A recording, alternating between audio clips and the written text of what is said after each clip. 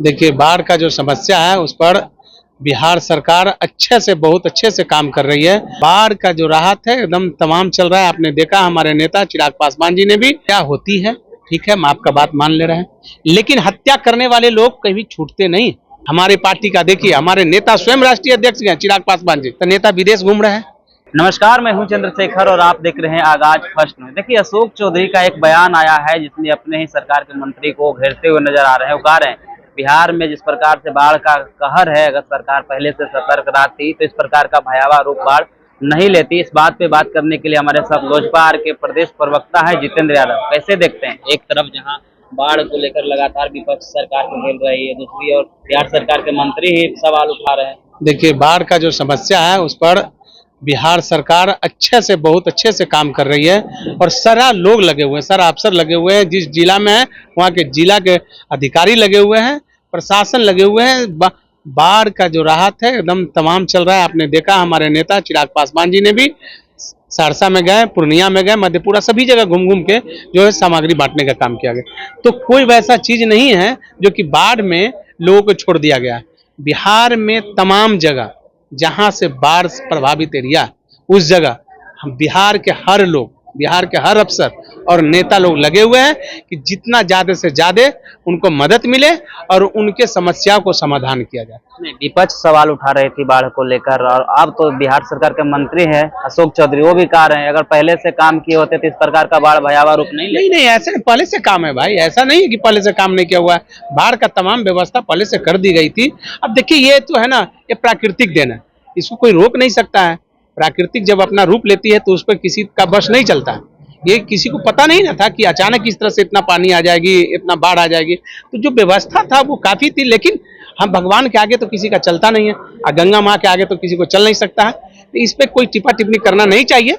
और सबसे बड़ी बात की जो विरोधी दल है, जो कहने वाले कि बाढ़ में कोई व्यवस्था नहीं किया गया, तो विरोधी दल के जो नेता हैं वो हैं कहाँ?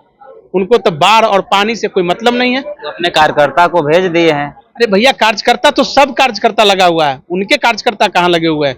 हमारे पार्टी का देखिए, हमारे नेता स्वयं राष्ट्रीय अध्यक्ष हैं चिराग पासवान जी, सारा लोग लगे हुए हैं बाढ़ में, जितने भी लोग प्रभावित है सबको मदद करने के लिए। ऐसी कोई बात नहीं है, ऐसी कोई व्यवस्था नहीं है जो कि बिहार सरकार करने में पीछे है। बिहार सरकार तमाम तरह की व्यवस्था, जहाँ ज्यादा से ज्यादा व्यवस्था है, बाढ़ राहत देने का काम कर रही है। अपराध को लेकर लगातार नेता प्रतिपक्ष तेजस्वी यादव ट्वीट करते रहते हैं, जहां जहां आपराधिक घटना घटता है वहां का जिक्र करते रहते हैं। मुंगेर से एक खबर निकल कर आ रही है जहां पे राजद नेता को गोली मारकर हत्या कर दिया गया है। लगातार आप अपराध को लेकर बोलते रहते हैं, तुरंत कार्रवाई होता है, लेकिन अपराध जिस प्रकार से देखने को मिल रहा है, लगातार बात करें राजधानी पटना के भी, तो यहाँ भी लगातार लोगों को गोली मारकर हत्या कर दी जा रही है। मुंगेर की बात करें तो वहाँ भी हत्या कर दी। देखिए, हत्या होती है, ठीक है, हम आपका बात मान ले रहे हैं, लेकिन हत्या करने वाले लोग कभी छूटते नहीं। बहुत जल्दी कानून के शिकंजे में उगाते हैं और उनको जेल भेजने का काम किया जाता है। बिहार के प्रशासन इतने मुस्तैद है कि कोई भी घटना करके वो आराम से नहीं रह सकते। 24 घंटा और 72 घंटा के अंदर उनको जेल के अंदर डाला जाता है। इसलिए बिहार में कोई भी अपराध करके अगर चाहेगा कि मैं खुलेआम घूमूं, ये हो नहीं सकता है। नीतीश कुमार सुशासन की सरकार है और चिराग पासवान जी की सरकार है और एनडीए की सरकार है। इसमें कोई भी गुंडा जो है ना, अपनी गुंडागर्दी नहीं कर सकती है। विपक्ष तो लगातार सवाल कर रही है। भैया, विपक्ष को तो देखे ना, विपक्ष जिस समय सरकार में थी उस समय सरकार में कितना अपराध बढ़ा हुआ था। तो विपक्ष के बोलने के लिए क्या है? विपक्ष के पास तो कुछ काम है नहीं। अभी तो बाढ़ में देखना चाहिए जाकर घूम के नेता को, तो नेता विदेश घूम रहे हैं, नेता बिहार में है ही नहीं। तो ये सब चीज जो है ना, सिर्फ बोलने के लिए है, लेकिन यहाँ काम होती है। बिहार सरकार काम करती है, हम लोग काम पे विश्वास करते हैं, हम लोग बोलने पे विश्वास नहीं करते हैं। धरातल पर रख के काम करना चाहिए। जब तक समाज में काम नहीं करेंगे, जनता के बीच नहीं जाएंगे, तो उनकी समस्या को क्या सुनेंगे? काम की बात कर रहे हैं, प्रशांत किशोर की पार्टी है जनसुराज, अब राजनीतिक पार्टी बन गई है और उनका बड़ा ऐलान हुआ है कि अगर हमारी सरकार आती है तो शराबबंदी हटा देगी। और दूसरा सवाल ये है कि दलितों की बात कर ली जाए तो प्रशांत किशोर कार्यवाहक अध्यक्ष बना है मनोज भारती को। कितनी बड़ी चुनौती रहेगी 25 के? सर देखिए, उनकी पार्टी है, वो अपना पार्टी के निर्णय ले रहे हैं कि वो किनको अध्यक्ष बना रहे हैं, किनको नहीं बना रहे हैं। ये उनके निर्णय है, उनके निर्णय में हम लोग कुछ नहीं बोल सकते। उनकी पार्टी है, वो अपने नई पार्टी बनाए हैं, वो अपने ढंग से काम कर रहे हैं। और जहां तक कि शराब खोलने की बात है, तो वो शराब खोले, शराब बंद करे, उनसे सरकार आएगी तब तो। ये सब तो सपना है, ये सब जो है ना हसीन सपना देख रहे हैं।